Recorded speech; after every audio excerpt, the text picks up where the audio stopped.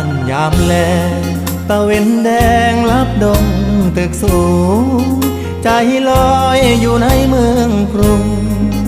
ไปถึงทิวทุ่งท้องนาคือทอดแม่พ่อสำบายบ่น้อ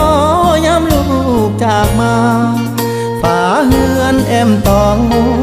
ยาหลับตายังจำฝังใจมาอยู่เมืองไกลบ่อุ่นใจคืออยู่บ้านเฮาหาปลาหน้าหวานเกี่ยวข้าวของขึ้นเหล่าลาบขมต้มไก่หนาวหมอกจางจางไอดินกลิ่นฟางยังค้างในใจหอมเอ่ยหอมกลิ่นเข้าเมื่อยน้ำตาสิไหลย้ำคือทอดบ้าน